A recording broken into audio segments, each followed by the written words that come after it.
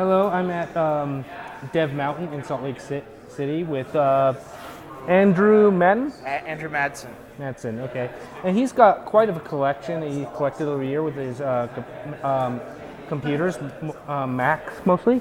If you want to tell us about your collection. Sure. So I'm a Mac developer and an iOS developer, and obviously I love computers. So I've kind of put together this collection, starting with an Apple II right here.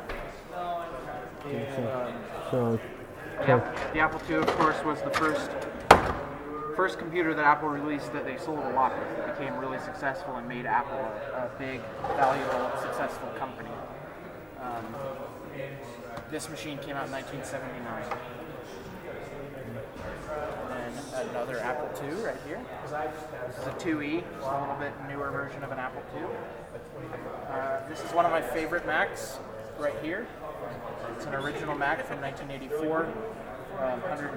Only has 128 kilobytes of memory, so it's very underpowered compared to certainly a Mac today, but even back then it was a little skimpy.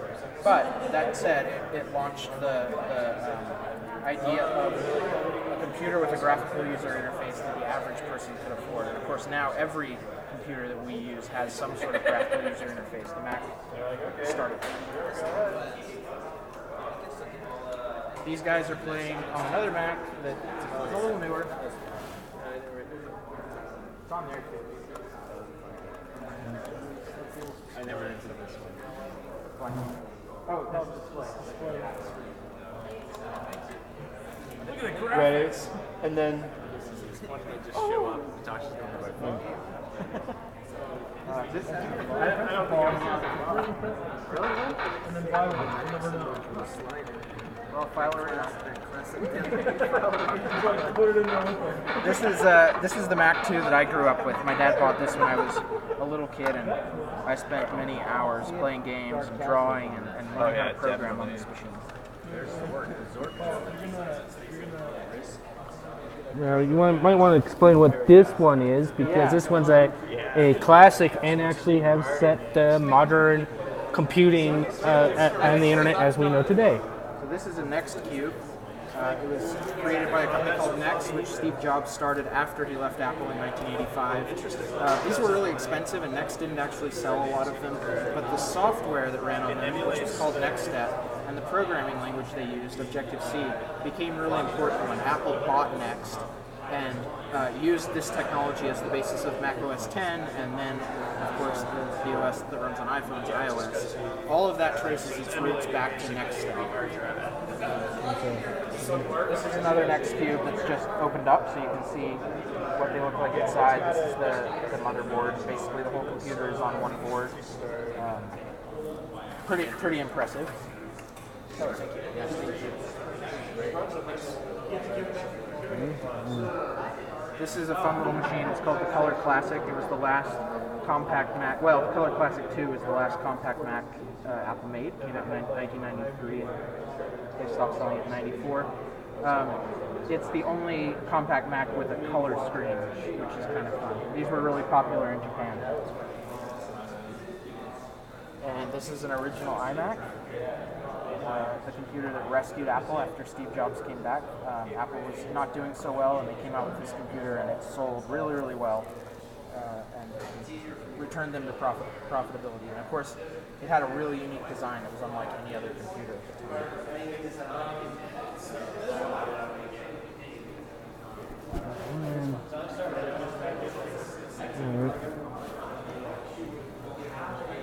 So this one here is an iBook. First model of iBook. They were really colorful too. They came out around the same time as the first iMac. This one in particular is Key Lime, which is the rarest color of iBook, because they only sold them on the Apple Online store, which was shopping online was not a big thing in 2000 when this came out. But one thing that's interesting about the original iBook is that it's the first computer that shipped with Wi-Fi built in, back when Wi-Fi was still a really new thing.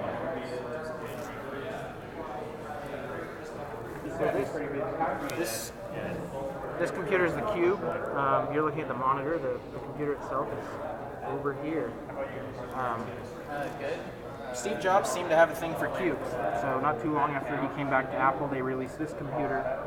It's actually a Power Mac. but it sort of fit in between the iMac and the big Power Mac, and it's an 8-inch cube encased in acrylic, has no fan, so it's silent. But in the end, it was expensive enough, and you had to give up enough upgradability and speed that not very many people thought it was a good value. They didn't actually sell very many. They discontinued it about a year after it came out. And this is an iMac G4, which is the second, design of an iMac with a G4 processor. It looks like a lamp. The screen pivots and turns, and I just think it's a really cool design. It's not as important in terms of history as a lot of these, but it's a fun machine. So that's my collection. All right. Well, thank you for showing us this collection. I think it'll be very interesting to actually see these in person. And thank you for demonstrating it to us and showing us what the history of this. Again, this is Andrew, and he currently works at DevMountain. Yep. So if you're interested in coding, you can take a look at them. DevMountain. So what's your URL? DevMountain.com. DevMountain.com. Okay. So, well, thank you for your time. Thanks, Bruce. Thank you.